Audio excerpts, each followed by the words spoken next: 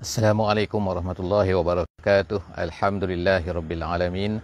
Nahmaduhu wa nasta'inuhu wa nastahdihi wa nastaghfiruh wa na'udzu billahi min syururi anfusina wa min sayyiati a'malina. May yahdihillahu fala mudhillalah wa may yudlilhu fala hadiyalah. Nashhadu an la ilaha illallah wa nashhadu anna Muhammadan 'abduhu wa rasuluh. Allahumma salli ala sayyidina Muhammad wa ala alihi wa sahbihi ajma'in. Alhamdulillah. Kembali kita dan selamat datang ke sesi tadabbur harian. Alhamdulillah, moga-moga Allah Subhanahu Wa Taala akan jadikan kita bersama-sama dengan tadabbur kita ini, dengan usaha kita yang sedikit ini, untuk kita mendengar sedikit daripada tadabbur daripada setiap muka surat Al-Quran. Alhamdulillah, hari ini kita telah sampai ke muka surat yang ke-34.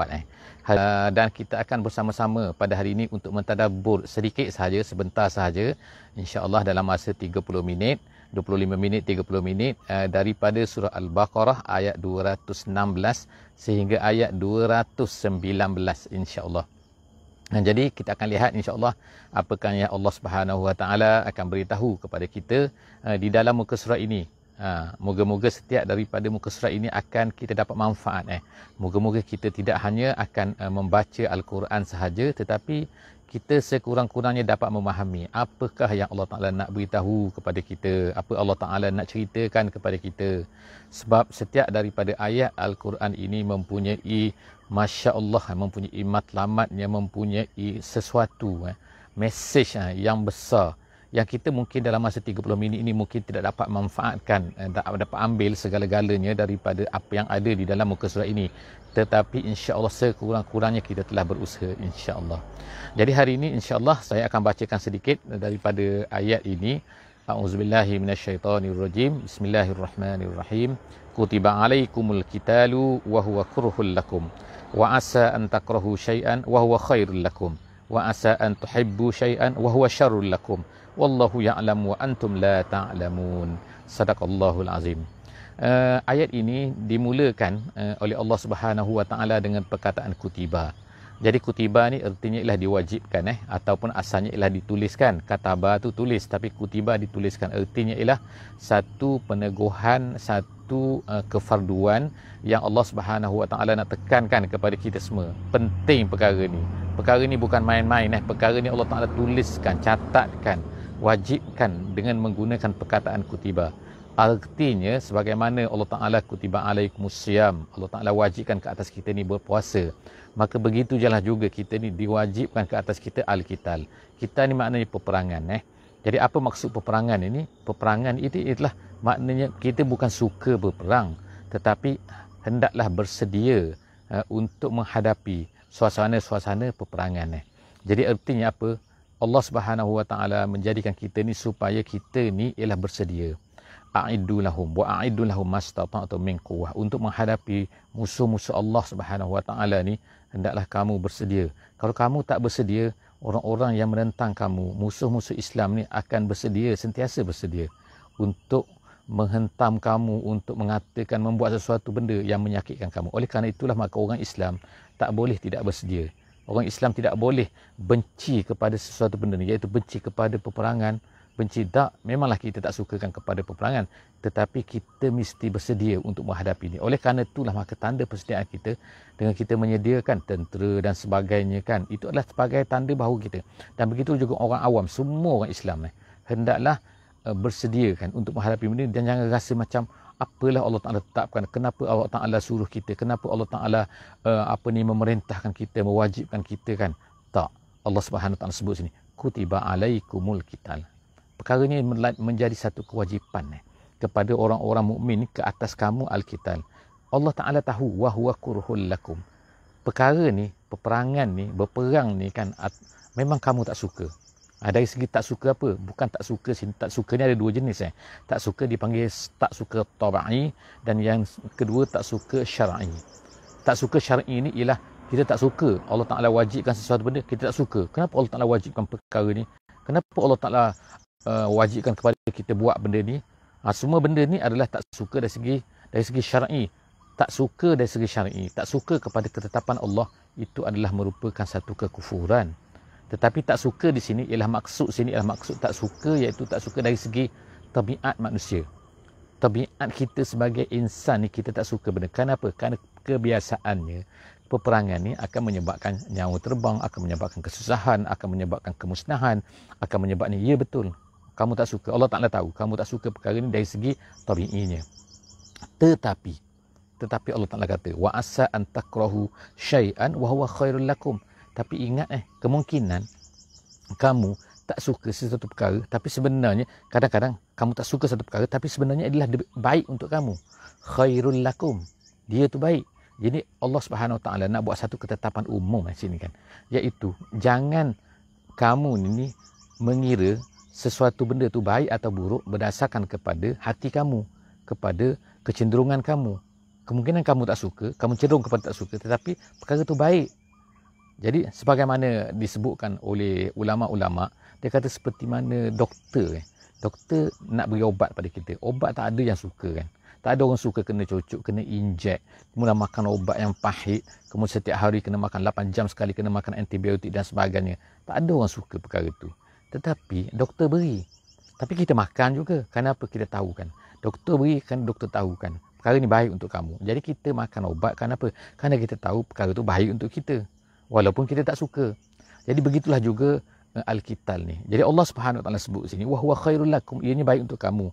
Wa asa an tuhibbu syai'an wa huwa kuruhul lakum. Dan Allah Taala beritahu, kadang-kadang kemungkinan satu benda tu kamu suka, tapi sebenarnya tak baik untuk kamu. Jadi ertinya sini ialah kita nak serahkan kepada siapa? Siapa yang lebih tahu sebenarnya satu benda tu baik untuk kita ataupun tak baik untuk kita. Jadi Allah Subhanahu Wa Taala sebut sini, wallahu ya'lam. Allah Taala membuat satu ketetapan yang sepatutnya ada di dalam pemikiran kita, di dalam hati kita, iaitu Allah Taala tu ya'lam. Allah Taala tahu, wa antum la ta'lamun. Allah tahu apa yang baik untuk kita, apa yang tak baik untuk kita, dan kamu sebenarnya tidak tahu. So perasaan ini, perasaan iaitu merasa bahawa kita ni sebenarnya adalah lemah. Kita ni banyak benda tak tahu, walaupun kita pandai berfikir, belajar tinggi dan sebagainya. Tetapi kita kena ingat, Allah Ta'ala tu lebih tahu daripada kita. Allah Ta'ala yang menciptakan kita. Jangan kita rasa bahawa kita lebih tahu. Oleh kerana itulah maka, dari ketetapan ini, maka kita tidak akan menetapkan satu perkara yang bercanggah dengan Allah. Kalau Allah Ta'ala dah tetapkan satu perkara untuk kita, jangan kita rasakan bahawa kita ni lebih tahu daripada Allah Subhanahu Wa Ta'ala. Itu adalah bercanggah dengan apa yang disebutkan oleh Allah Subhanahu Wa Ta'ala di sini. Itu perkara. Jadi perkara ni sangat-sangatlah sesuai dengan keadaan kita sekarang kan. Dan keadaan sekarang kita tengok kan, setengah-setengah daripada umat Islam sekarang dihentam, dibom dan sebagainya kan. Perkara-perkara tu semua tu adalah merupakan yang sedang berlaku kepada orang Islam. Jadi kalau kita tak suka kata orang kafir, orang tak Islam, orang yang musuh Islam ni, mereka akan buat perkara-perkara ni kepada kita kan. Dia tunggu kita. Jadi sebab tu, apa yang baik kepada peperangan ni? Apa yang tak baiknya? Yang tak baik yang kita sebutkan tadi. Yang baiknya, kalau kamu tidak bersedia, kamu tidak mahu, kamu tidak menolak, sedangkan orang-orang yang bukan Islam buat benda tu, maka akan berlakulah kehinaan. Kerana orang Islam menolak jihad, menolaklah ini, maka sebab itulah peperangan itu, maka orang Islam selalulah terkebelakang, terhina di atas dunia sendiri. Kita tengokkan.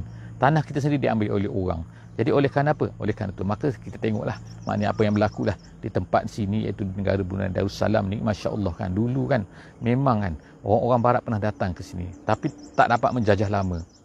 Walaupun mereka bakar masjid di sini dan sebagainya, tapi akhirnya orang di sini, orang di Brunei ni telah bangkit untuk melawan barat yang datang nak berjajah ni. Dan akhirnya mereka terpaksa keluar daripada negara ni. Di sinilah kan, di sinilah berlaku peperangan tu. Di belakang saya ni kan, di sungai ni kan, ini sungai Brunei di belakang saya ni kan, di sinilah tempat di mana berlakunya peperangan di antara tentera barat yang datang, yang mahu menjajah negara ni, dan akhirnya mereka dihalau.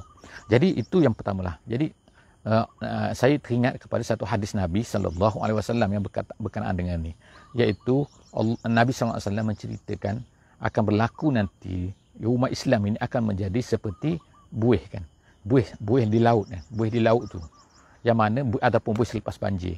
Kenapa? Kerana umat Islam ni dah terkena penyakit al-wahnu. Jadi para sahabat tanya, apa dia wahnu tu ya Rasulullah?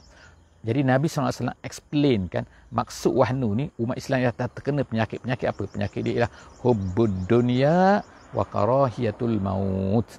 Ataupun dalam satu riwayat yang lain dia kata hubbud dunya wa karahiyatul qital. iaitu penyakit wahnu ni ialah nombor satu ialah cinta pada dunia, nak hidup di dunia ni, tak mahu berpisah dengan dunia ni. Yang keduanya ialah wakarahiyah, benci, tak suka kepada apa? Kepada kematian, ataupun dalam riwayat lain dia kata tak suka kepada al-qital, iaitu peperangan. Jadi kita ni bukan kita nak suka, bukan kita suka tu maksudnya kita nak bunuh orang suka aku hati, tak. Tapi kalau berlaku kita terpaksa hadapi dan kita kena get ready untuk menghadapi benda ni kan. Dan bila ia berlaku, itulah ketetapan Allah Subhanahu wa taala.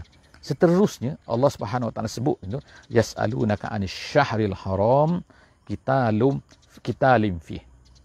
Sekarang ni kita sampai pula kepada satu minit. Insya-Allah saya betulkan sikit sebab cahaya matahari insya-Allah okey. Sekarang ni apa ni sampai pula kepada satu ayat, iaitu ayat 217 iaitu sebenarnya ada sebab nuzul lah kepada ayat ni, sebab nuzul kepada ayat ni. Jadi kalau tak faham sebab nuzul ayat ni mungkin akan salah faham kepada ayat ni. Apa dia sebab nuzul kepada ayat ni? Iaitu berlaku satu peristiwa, iaitu dikatakan Nabi SAW sebagaimana diriwayatkan dalam hadis-hadis, diriwayatkan bahawa Nabi SAW menghantar, dikatakan menghantar sariyah. Jadi dalam Islam ni dia ada, dalam sejarah Islam dia ada sariyah, dia ada ghazwah. Jadi kalau ghazwah tu artinya biasanya lah mengikut ulama-ulama kata ghazwah ni artinya ialah peperangan yang berlaku yang dihadiri sendiri oleh Nabi sallallahu alaihi wasallam. Tapi kalau Nabi sallallahu alaihi wasallam tak hadiri, tak ikut serta, maka dinama sebagai sariyah. Ataupun dikatakan sariyah ni ialah satu kumpulan kecil-kecil yang diutuskan oleh Nabi sallallahu alaihi wasallam macam askar peninjau.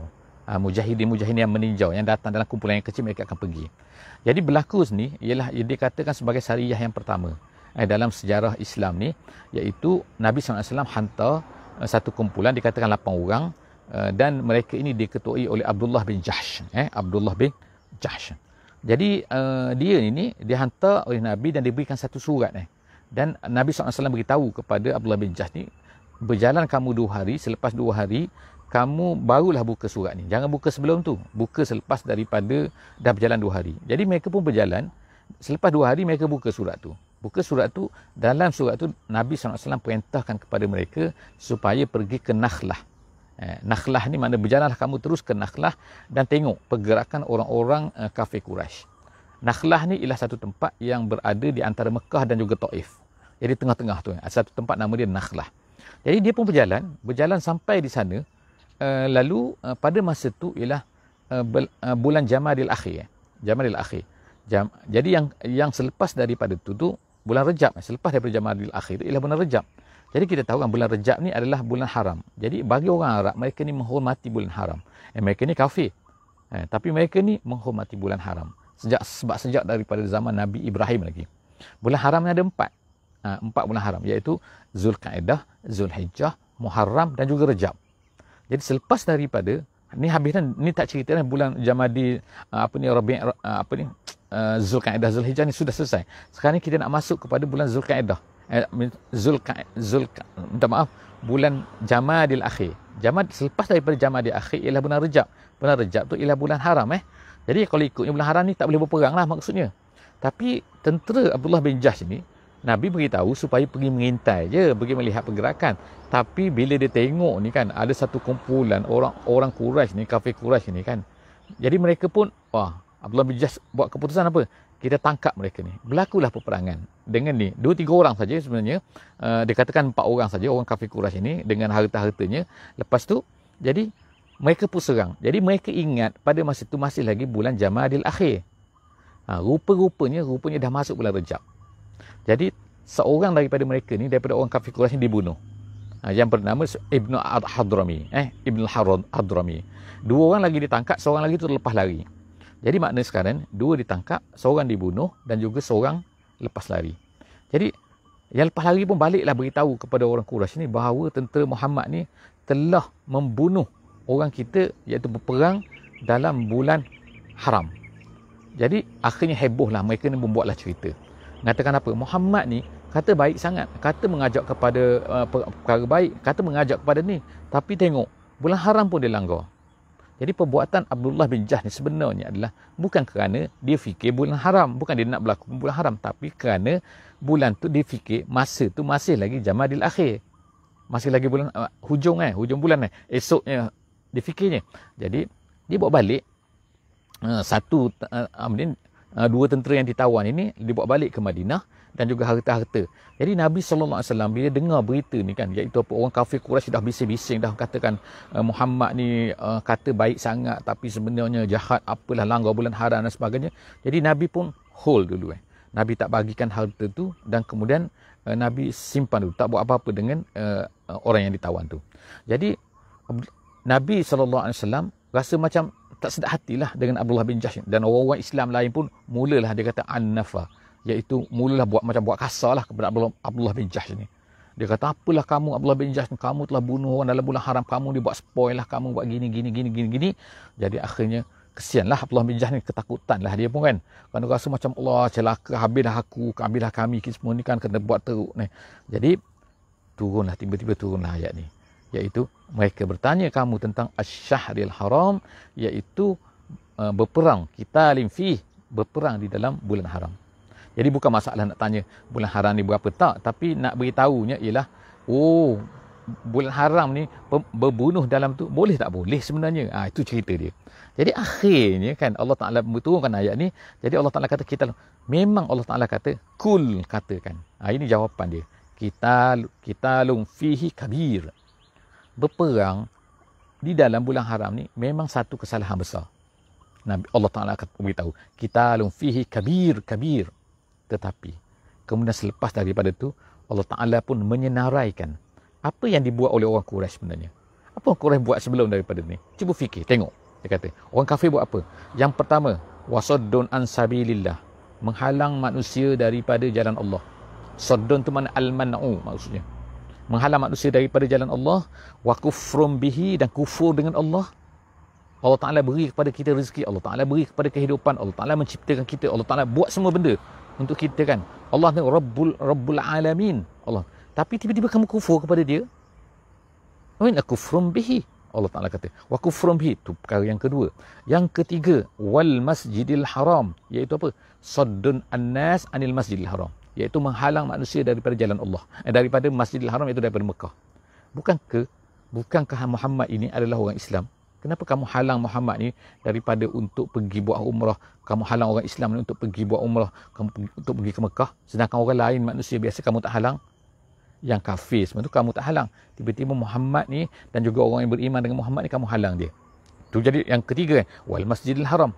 Kemudian yang keempatnya kesalahan kamu, Allah Ta'ala kata wa ikhraju ahlihi minhu, dan kamu keluarkan, kamu halau orang-orang yang ahlinya, iaitu ahli penduduk di situ, keluar daripada situ. Iaitu apa? Terpaksalah mereka ni berhijrah ke Habasyah, terpaksa mereka berhijrah ke Madinah. Tengok kan, kamu halau. Bukan setakat tu tengok apa yang kamu buat, kamu telah nak cuba bunuh Muhammad. Di mana kamu nak cuba membunuh Muhammad ni? Kamu nak bunuh Muhammad tu semasa sebelum hijrah kan, malam tu kan, iaitu di mana? Dalam Mekah tu. Perkara tu dalam Mekah. Tanah haram. Tak kira dah bulan haram, tak bulan haram, mereka tak fikir dah. Tanah haram. Kemudian apa yang berlaku kepada sahabat-sahabat Nabi yang beriman? Apa yang kamu buat? Bukankah kamu bunuh dia? Kamu seksa Bilal. Kamu bunuh Ammar. Yasir. Ayah kepada Ammar. Kemudian kamu bunuh Sumayyah. Bukan kamu buat semua tu. Di mana? Di tanah haram. Jadi Allah Subhanahu Wa Taala sebutkan semua benda ni. Kamu halang manusia, kamu gini. Ada 4 perkara Allah nak sebut. Memang Abdullah bin Jahsh ni, orang Islam ni buat satu kesalahan. Yes. Tetapi kamu buat 4 kesalahan. Allah Ta'ala sebut situ, itu adalah minhu akbar. Itu lebih besar lagi sebenarnya. Itu semua akbar indallah, lebih besar dosanya di sisi Allah Subhanahu Wa Ta'ala daripada perang di bulan haram tu. Jadi nampak tak sini bahawa Allah Subhanahu Wa Ta'ala cuba untuk kita berfikirkan banding. Ini samalah seperti apa yang berlaku sekarang kan. Orang-orang bunuh, orang Islam yang dibunuh beratus-ratus sampai dah mati kan. Itu tak dikira. Dengan dahsyat kan, kanak-kanak dibunuh, tu tak dikira. Tetapi yang dibesar-besarkan apa tu? Oh ini bunuh kita. Oh ini orang kita telah dibunuh, ini orang awam lalu. Berapa orang, berapa kerat yang dah mati. Mereka tengok perbandingan yang tak fair, kita kata, yang tak adil kan. Tapi yang dibesar-besarkan tu kan. Jadi samalah benda ni, iaitu apa yang dibuat oleh orang Quraisy ni. Apa yang dibuat oleh orang kafir di zaman Nabi SAW. Mereka kata mereka ni, Muhammad ni dan tentera-tentera dia dan orang-orang yang kata beriman sangat tu, kata telah melakukan pembunuhan semasa bulan haram. Tapi mereka buat, mereka tak timbulkan. Jadi Allah SWT timbulkan sini, lalu Allah Ta'ala membuat satu kaedah umum kan. Wal fitnatu akbaru minal qatli. Dan sebenarnya Allah Ta'ala kata, fitnah lebih besar lagi daripada pembunuhan. Apa maksud fitnah sini? Bukan fitnah ni dalam bahasa Melayu. Kita peringatkan sekali lagi kan. Fitnah sini bukan makna fitnah dalam bahasa Melayu. Fitnah dalam bahasa Melayu ni makna kita kata pada orang kan. Orang ni buat macam ni, orang buat macam ni. Sedangkan orang tu tak buat. Itu fitnah kan. Kita membuat fitnah kan. Tapi fitnah di sini ialah ada dua pandangan ulama. Yang pertama sekali ialah yang disebut-sebutkan tadi tu. Yang Allah Ta'ala sebut 4 perkara. Itu yang maksudkan dengan fitnah tu. Iaitu menghalang manusia daripada jalan Allah, manusia daripada pergi kepada Mekah, menghalang manusia gini kan, dan juga kufur dengan Allah. Itu semua adalah fitnah tu. Satu pendapat lagi katakan fitnah tu ialah khusus pada syirik, iaitu syiriknya kamu kepada Allah itu merupakan, itulah dia fitnah. Fitnah yang besar. Jadi Allah SWT kata wal fitnatu akbaru minal qatli. Fitnah itu lebih dahsyat lagi, sebenarnya lebih besar lagi daripada pembunuhan yang dilakukan. Jadi kamu ni kena betul-betul sikit, kena berfikir dengan betul kan. Antara satu dengan satu ni, kamu jangan pakai maknanya kan, ini dah. Jadi kadang-kadang satu benda yang dihebohkan, yang dibesarkan tu, sebenarnya benda tu lebih kecil, ada benda lebih besar lagi yang dahsyat tu. Jadi al-fitnah tu lebih besar lagi, sebenarnya lebih dahsyat lagi daripada pembunuhan. Menghalang manusia daripada jalan Allah. Jadi itu perkataan fitnah, maksud fitnah di sini. Wala yazalu. Kemudian Allah Subhanahu Wa Taala sebutkan apa sebenarnya orang kafir ni. Apa sikap mereka ni kan. Jadi sikap orang kafir ni Allah Ta'ala sebut kat sini kan, iaitu apa? Wala yazaluna yuqatilunakum hatta yaruddukum an dinikum in istata'u. Mereka ni, orang-orang yang tidak beriman ni, orang-orang kafir ni, musuh-musuh Allah Subhanahu Wa Ta'ala ni, mereka ni akan berterusan. La yazaluna maksudnya ialah berterusan, tak akan berhenti sampai hari kiamat. Itu apa yang akan mereka buat? Yuqatilunakum. Mereka akan memerangi kamu. Jadi Allah Ta'ala dah beritahu kepada kita kan, ini adalah kaedahnya. Ini adalah prinsipnya kan. Yang mana, iaitu apa? Orang kafir ini akan berterusan untuk memerangi kamu bila mereka akan berhenti. Jadi selepas daripada itu ada perkataan hatta. Hatta ni dalam bahasa Arab ada dua makna. Yang pertama, maknanya ialah lil ghayah. Iaitu sampai ke situ. Makna sampai ke situ barulah mereka berhenti. Itu satu makna. Tapi ada satu lagi makna, hatta juga, maknanya adalah lit ta'lil nama dia. Hatta lit ta'lil. Iaitu apa? Sebab. Menyatakan sebab. Kenapa dia buat macam tu? Jadi di sini mengikut tafsir jalan lain, dia kata ialah hatta di sini adalah lit ta'lil, iaitu sebab. Kenapa orang kafir ini memerangi orang mukmin? Kenapa orang kafir memerangi orang Islam? Ialah kerana mereka ingin untuk mengembalikan kamu. Hatta yaruddukum an dinikum, iaitu kerana mereka ingin, mereka buat macam tu kerana mereka ingin untuk mengembalikan kamu, memurtadkan kamu andinikum, daripada agama kamu. Ertinya kan, itulah kerja mereka. Itulah suka mereka kalau kita ni murtad. Bukan masuk agama mereka tak apa, tak masuk kepada agama mereka tak apa, tapi yang pentingnya murtad daripada Islam. Tengok kan betapa dahsyatnya Allah Ta'ala jelaskan sikap orang-orang yang kafir ni kan, musuh-musuh Islam ni, mereka nak kita ni jadi murtad. Ini stata'u. In di sini lah nama dia in syartiyah. In syartiyah artinya apa? Mereka tak akan mampu. Mereka rasa mereka mampu, tapi mereka tak akan mampu. Mereka tak akan boleh buat. Dengan senjata, mereka tak boleh nak paksa. Sebab itulah kan, Allah SWT sebut ni, dan apa yang berlaku ialah memang betul kan. Kalau mereka datang dengan kekerasan, paksa kan, tak berlaku. Tapi akhirnya mereka gunakan cara-cara yang lain. Orang kafir menggunakan cara-cara yang lain, orang musuh-musuh Islam menggunakan cara-cara yang lain untuk memurtadkan. Jadi Allah SWT selepas daripada itu beri amaran, wa man yartadid minkum an dinihi fayamut wa huwa kafirun fa ulaika habitat a'maluhum fid dunya wal akhirah. Allah Ta'ala sebut selepas daripada itu, iaitu apa? Sesiapa yang murtad, jaga-jaga, sesiapa yang murtad daripada agamanya.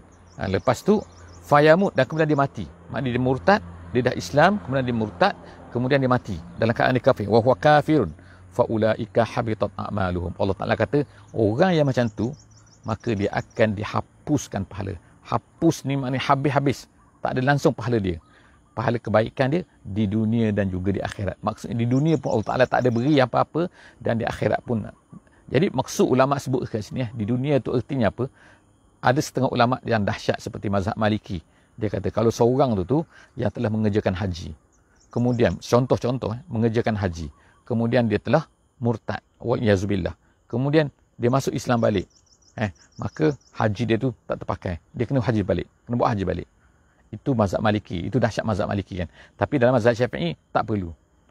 As long as dia dia kembali semula kepada Islam, amalan-amalan baik dia yang dilakukan sebelum daripada ni tidak terhapus. Tapi Allah SWT KIV dia dulu. KIV artinya hold dulu. Kalau dia Islam balik sebelum dia mati, maka Allah Ta'ala kembalikan pahala dia. Itu mazhab Syafi'i. Tapi kalau dia ni mati dalam keadaan macam tu, maka Allah Ta'ala hapuskan semua kebaikan dia, tak ada lah. Itu ada perbezaan pendapat sikit. Tapi yang penting sini ialah Allah SWT bagi warning kat kita. Jaga-jaga kan. Sebab apa? Terhapusnya pahala adalah apabila seseorang itu murtad, dan jaga-jaga kan. Seterusnya Allah SWT kata wa ulaika ashabun nar, mereka ini adalah ahli neraka dan hum fiha khalidun, dan mereka kekal di dalamnya. Seterusnya Allah SWT sebutkan selepas daripada itu, iaitu ayat 218. Apa dia? Ayat ini diturunkan disebutkan, iaitu Abdullah bin Jahsh tadi ni, selepas daripada turunnya ayat yang atas tadi tu, dia pun rasa lega sikit. Mereka pun rasa lega lah, kumpulan tu kan. Tetapi lega mereka tu macam tak habis lagi lega. Kenapa? Ayat tadi tu hanya menyatakan bahawa tak salah, kamu tak bersalah. Seolah-olahnya beritahu macam tu. Wahai Abdullah bin Jahsh, wahai kumpulan-kumpulan kamu yang bersama dengan Abdullah bin Jahsh ni, kamu tak salah. Okey, tak ada dosa. Okey. Tapi mereka tak puas hati lagi. Tak puas hati apa? Tapi tak ada pahala ke kita ni? Macam mana? Hanya tak ada dosa saja, tapi pahala tak dapat ke? Allah Subhanahu Wa Taala dalam tafsir jalan lain dia kata menurunkan ayat selepas daripada tu. Ayat apa? Iaitu ayat ni, ayat 218. Allah Taala kata sesungguhnya innal ladzina amanu wal ladzina hajaru, sesungguhnya orang yang beriman, mereka lah beriman, kemudian mereka berhijrah kan. Wal ladzina hajaru, sebab Abdullah bin Jahsh ni adalah orang muhajirin, orang berhijrah kan. Jadi orang-orang yang beriman, orang-orang yang berhijrah, dan orang-orang yang berjihad di jalan Allah, iaitu mereka lah kan yang berusaha keras di jalan Allah Subhanahu Wa Taala. Faulaika yarjuna rahmatullah, dan mereka ni pula mengharapkan rahmat daripada Allah. Mengharapkan maksudnya mengharapkan pahala daripada Allah. Kenapa mereka buat macam tu? Mereka buat macam tu kerana apa? Kerana mereka ni nak dapat pahala daripada Allah Subhanahu Wa Taala. Jadi selepas itu Allah Subhanahu Wa Taala kata wallahu ghafurun rahim. Allah Taala ni sangat ghafur, dan kemudian Allah Taala ni sangat rahim. Sangat ghafur maknanya kesalahan kamu. Salah tak Abdullah bin Jahsh? Salah. Bukan salah apa dia? Salah kerana dia fikir pada masa tu baru Jamadil Akhir, bukan lagi bulan Rajab. Jadi itu kesalahan adalah ijtihad dia kan. Jadi Allah Taala maafkan dia. Jadi Allah Taala ampunkan dia. Ghafur, kemudian rahim. Allah Taala sayang kepada orang-orang yang beriman ni, dan Allah Taala bagi pahala pada dia. Jadi selepas daripada turun ayat ni, maka mereka pun rasa gembiralah. Sebab apa? Sebab usaha mereka ni dapat pahala insya-Allah. Tak bersalah dan juga dapat pahala. Masya-Allah kan. Seterusnya Allah Subhanahu Wa Taala turunkan selepas daripada itu ialah yas'alunaka 'anil khamri wal maisir. Ayat sekarang kita masuk kepada ayat yang menceritakan tentang arak dan juga judi. Ayat yang berkaitan ini adalah di antara ayat-ayat yang awal yang turun berkaitan dengan arak dan juga judi. Jadi arak dan juga judi ni dia ada step-step dia kan. Memang perkara ni menjadi lumrah bagi orang Quraisy dulu, bagi orang kafir dulu, mereka ni melakukan judi, minum arak. Jadi akhirnya Allah Subhanahu Wa Taala, jadi orang-orang Islam, setengah orang Islam tak sedap hatilah kan. Sebab arak nampak macam memabukkan kan. Kalau judi ni macam menyebabkan orang bergaduh, orang benci-membenci di antara satu sama dan sebagainya kan. Jadi akhirnya Allah Subhanahu Wa Taala turunkan ayat ni, mereka bertanya kepada kamu wahai Muhammad tentang al-khamru, tentang al-maisir. Jadi Allah Subhanahu Wa Taala kata apa? Kul, katakan Muhammad, beritahu kepada orang Islam, kepada orang mukmin semua, fihi ma ismun kabir. Padanya ada ismun kabir. Ismun tu artinya ialah apa? Kerana apa? Dosa artinya sebab dia ni menyebabkan masalah, menyebabkan pergaduhan, menyebabkan gini dan sebagainya, menyebabkan kerosakan otak dan sebagainya, bercakap tak betul dan sebagainya. Maka Allah Taala kata, padanya ismun kabir. Kabir tu maksudnya ada dua bacaan situ Ada kabir, ada kasir. Ada bacaan dengan kasir. Kasir tu makna banyak. Kabir tu maknanya besar. Jadi Allah SWT kata, katakan, beritahu Muhammad, padanya ismun kabir, padanya ismun kasir. Pada ada dosa yang besar, ada dosa yang banyak, ada keburukan yang banyak. Wa manafi'u linnas. Tapi padanya juga ada manafik. Ialah manafik kan. Suka, gembira, hilang masalah bila minum kan. Kalau judi pula kan, dapat duit dengan mudah kalau menang judi kan. Jadi itu manafi'u linnas. Tetapi Allah Subhanahu Wa Taala kata apa? Wa ismuhuma akbaru min naf'ihima. Tapi keburukan dia tu lebih banyak daripada kebaikan yang ada padanya, daripada manfaat yang ada padanya. Memang kan, semua benda macam tu kan. Semua benda atas dunia ni ada kebaikan, ada keburukan kan. Tetapi Allah Subhanahu Wa Taala bila banyak keburukan, Allah Taala akan haramkan. Ayat ni ialah sebelum lagi turun ayat Al-Maidah kan. Dan soal Maidah nanti Allah Taala kata fantahu. Stop. Tak ada alasan lagi kan. Tapi Allah Taala step by step kan, menceritakan dulu perkara ni, iaitu jadi selepas dari turun ayat ni, ramailah para sahabat ni yang dah tinggalkan arak sebenarnya. Tapi masih ramai lagi yang minum arak. Jadi mereka diterbagi pada dua kelompok Ada yang masih minum, ada yang masih bermain judi, tapi ada yang dah stop dah. Sebab bila dengar apa yang disebutkan oleh Allah Subhanahu Wa Taala di sini. Lalu habis ayat ni berhenti situ, kemudian seterusnya masuk pada cerita pasal perkara lain pula. Iaitu Allah Taala kata wa yas'alunaka maza yunfikun. Kemudian perkara yang kedua, ada mereka tanya kamu lagi Muhammad tentang apa? Maza yunfikun. Maza yunfikun ni artinya apa? Berapa banyak yang kita nak infakkan, berapa banyak yang kita nak sedekahkan. Kita nak beri ni berapa banyak sebenarnya. Gitu kan. Jadi kita mungkin sekarang pun bertanya juga kan, berapa banyak kita nak beri berapa banyak kita nak beri gitu kan. Wa yas'alunaka maza yunfikun. Berapa banyak nak beri? Jadi Allah kata kul, katakan beritahu kepada mereka, wahai Muhammad, anfiku al-afwa. Jadi ada bacaan dia kat sini, al-afwa, al-afwu, dengan baris atas, dengan baris depan, al-afwu ataupun al-afwa. Tapi maksud dia insya-Allah tak lari, iaitu maksud di sini apa? Al-afwu ialah maksudnya al-fadil anil hajah. Al-fadil anil hajah artinya yang lebih daripada keperluan. Artinya ialah kamu nak nafkahkan banyak mana, kamu nak berikan banyak mana, iaitu yang lebih daripada keperluan kamu. Of course lah kita katakan, keperluan orang ni macam-macam, kadang-kadang tak sama kan tak? Tapi jangan melampau jangan melampau kita kata, keperluan saya ialah 1 juta sebulan. Sebab apa? Saya nak beli macam-macam benda. Itu dah bukan keperluan, itu nama dia melampau Jadi erti di sini kita sendiri-sendiri tahulah kan ini perlu tak perlu, ini perlu tak perlu kan. Orang lain lebih perlu. Jadi erti di sini Allah kata, berilah apa yang lebih daripada keperluan kamu. Maknanya apa yang kamu perlu, kamu guna dulu. Apa yang kamu perlu nak makan, kamu boleh. Tapi al-afwa artinya ialah al-fadil anil hajah, iaitu lebih daripada ini. Jadi Allah Ta'ala beritahu, kadarnya ialah kamu nak infak, kamu infak apa yang lebih daripada apa yang kamu perlu. Kazalika yubayyinullahu lakum al-ayat, dan begitulah Allah Ta'ala ceritakan kepada kamu tentang al-ayat, tentang beberapa ayat-ayatnya, la'allakum tatafakkarun, moga-moga kamu semua berfikir terhadap perkara-perkara itu. Jadi setakat itu sajalah insya-Allah. Moga-moga kita dapat manfaat daripada sesi kita pada pagi ini, sekadar yang mampu. Insya-Allah kita sekarang berada di belakang saya ini adalah jambatan yang terpanjang lah, yang menyambungkan di antara dua Brunei kan. Jadi sesiapa yang kalau nanti boleh datang ke sini, insya-Allah boleh menggunakan jambatan yang sangat panjang ni. Wallahu a'lam bisawab. Setakat itu saja insya-Allah. Moga-moga jangan lupa untuk share kepada kawan-kawan semua link dengan sesi kita ni. Beri linknya kepada semua. Moga-moga dengan kliknya mereka ni, dengan mereka bersama dengan sesi kita ni, untuk bersama-sama memahami sedikit daripada ayat Allah Subhanahu Wa Taala ni, maka kita akan mendapat pahalanya juga insya-Allah. Wallahu a'lam bisawab. Wassalamualaikum warahmatullahi wabarakatuh.